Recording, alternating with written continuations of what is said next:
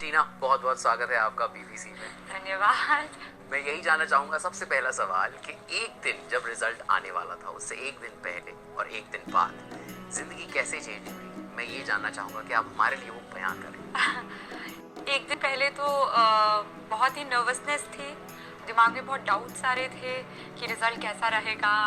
कुछ नींद नहीं आ रही थी, कुछ खाया नहीं जा रहा था, दिमाग में बस यही चल रहा था रिज़ल्ट आने वाला है, रिज़ल्ट आने वाला है। और ये रिज़ल्ट इतना इम्पॉर्टेंट होता है कि लिटरली आपकी लाइफ डिटरमाइन कर देता है। तो दिमाग में इतनी नर्वसनेस, इतनी एंग्शियसनेस थी। और एक दिन बाद, रिज़ल्ट के एक दिन बाद समझ ही नहीं आ रहा था कि अच्छा क्लियर हुआ और रैंक 1 भी आ गई और इतना सारा मीडिया अटेंशन। अब सडनली सब मुझे जानते हैं, इतने लोगों के कॉल आ रहे हैं, एकदम दुनिया बदल गई। कितने कॉल्स आए आपको इतने भी? जी, ऐसा तो बिल्कुल पॉसिबल नहीं है कि आप पूरे दिन ही पढ़ाई करें, क्योंकि आई थिंक वो थोड़ा अब नॉर्मल हो जाएगा। ह्यूमन ब्रेन की भी एक कैपेसिटी होती है, उसके आगे तो कोई भी नहीं कर सकता। पर जैसे कि आपने खुद बोला कि ये बहुत ही कठिन परीक्षा है और परीक्षा इतनी डिमांडिंग है, टाइम की बात करें, टाइम कंज्यूमिंग है, तो ऑफ कोर्स आपको काफ़ी सारा टाइम अपना पढ़ाई में डिवोट करना पड़ता है। बट इसका मतलब ये नहीं है कि आप 24 घंटे पढ़ाई ही करते हैं।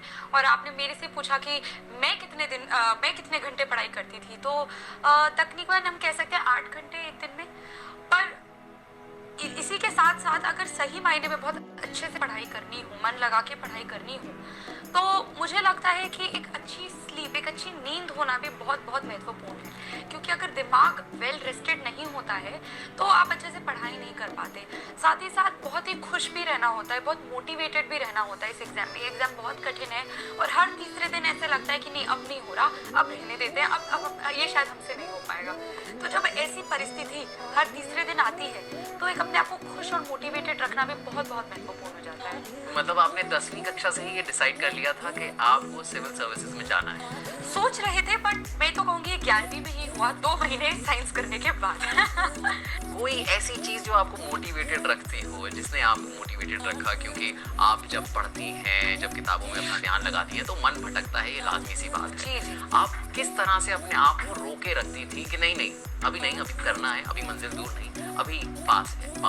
वो मोटिवेशन फैक्टर क्या था आपकी लाइफ का? जी, मोटिवेशन फैक्टर यही था, जैसे कि आपने कहा कि बहुत ही स्कूल टाइम से ही, कि क्लास 11 से ही मैंने सोच लिया मुझे सिविल सर्विसेज करना है। तो जब तब से ही एक वन ट्रैक माइंड बन गया था, तो मैंने कभी किसी और ऑप्शन के कंसिडर ही नहीं किया। हालांकि ऑप्शन थे कि मैं एकेडमिक्स में चली जाऊं, या मैं आगे लॉ कर लूं, या मैं पॉल साइंस ही आगे पढ़ लूं। तो ऑप्शन तो थे, बट क्योंकि हमेशा से एक ही तरफा एक दिमाग ने सोच लिया था कि यही करना है, तो जब यही करना है तो फोकस यही रहा कि नहीं, मुझे जब यही करना है तो सारा 100% इसी में लगा दिया जाए।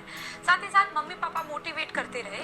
जब भी लगा कि नहीं, अब नहीं हो रहा, तो उन्होंने कहा नहीं बेटा, आप पढ़ाई में अच्छे हैं, आप कर सकते हैं, आप लगे रहिए। तो ये मोटिवेशन और एक जो सेल्फ मोटिवेशन रहा कि नहीं, जब हमेशा सोचा ही यही था, तो अब हाथ खड़े करने से क्या फ़ायदा, जितना हो सके लगा दें।